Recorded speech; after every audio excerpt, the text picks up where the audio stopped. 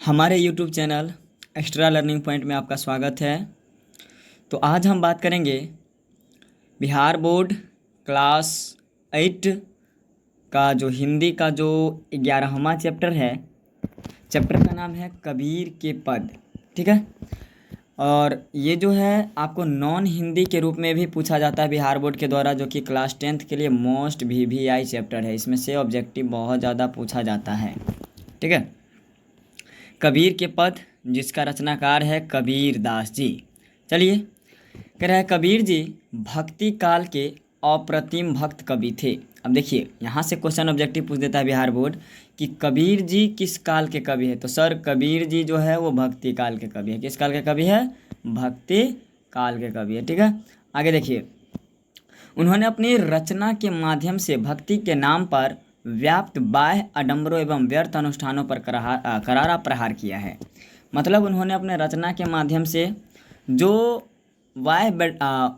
व्याप्त बाह्य आडंबर है या व्यर्थ अनुष्ठान है, जो बेकार मतलब कह सकते हैं बेकार जो नियम है धर्म के नाम पे, उस पर इन्होंने कड़ा प्रहार किया है। पाठ में शामिल पदों में उनका यह रूप मुखर हो उठा है।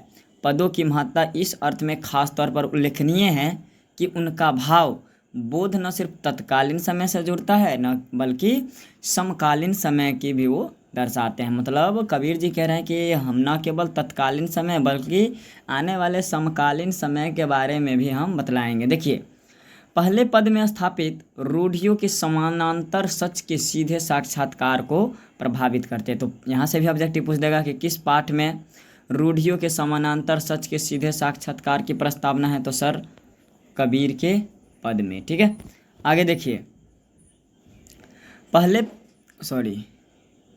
अर्थात कागज की लेखी की जगह आँखन देखी की प्रतिष्ठित। मतलब कागज की लेखी के जगह पे जो आप आँख से देखते हैं उन चीज़ों पर ज़्यादा विश्वास कीजिए। तो पहले पाँति में यही बतलाया गया है। वही दूसरे पद में ईश्वर या अल्लाह को, है ना, कहीं बाहर ढूंढने के जगह उसका अपने भीतर ही साक्षात्कार की बात करता है। कह रहा है कि भैया आप ईश्वर या अल्लाह को जो बाहर ढूंढते हैं वो बाहर नहीं ढूंढकर अपने अंदर में ढूंढिए। तो चलिए बिना विलंब किए शुरुआत करते हैं अपने पाठ को। फर्स्ट पार्ट है, फर्स्ट जो टॉपिक है, क्या कह रहा है कि मेरा तेरा मनुआ कैसे एक होई रे, मैं कहता हूँ आँखन देखी, तू कहता कागज की लेखी। तो इसमें कहना है कि मेरा और तेरा मन, मतलब मनुष्य को समझाते हुए दर्शा रहा है कबीर जी कि मेरा और तेरा मन कभी एक हो ही नहीं सकता है।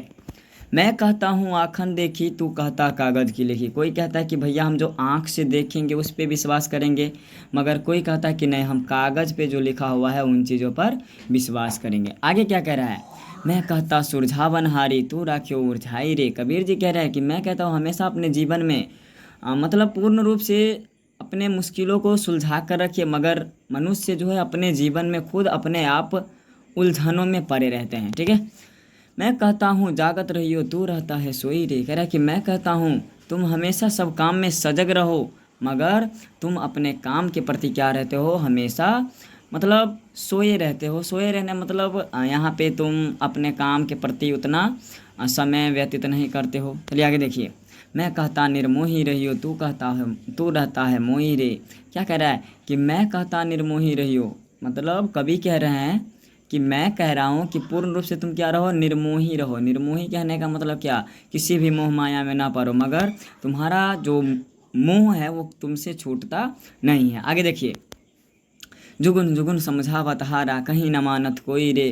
कह रहा है मैं बार बार सबको समझा रहा हूँ मगर मेरी बातों को कोई मान नहीं रहा है। कौन कह रहे हैं, हमारे प्रिय कवि कबीर दास जी। ठीक है, आगे देखिए, कह रहा है सतगुरु धारा निर्मल वाह है, वामे काया धोई रे।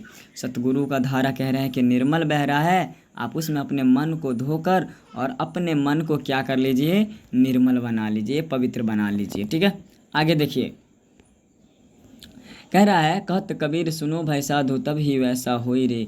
कबीर जी कह रहे हैं कि मैं कह रहा हूँ कि तब आपके जीवन में खुशहाली ही खुशहाली आएगा, किसी भी चीज़ों का दिक्कत का सामना नहीं करना पड़ेगा। आगे देखिए, आगे कह रहा है, हाँ, इसमें जो बाह्य आडंबर है उनके प्रति, है ना, अनुष्ठान किया गया है, बातों को बतलाया गया है। कह रहा है मुँह को कहाँ ढूंढे बंदे, मैं तो तेरे पास में।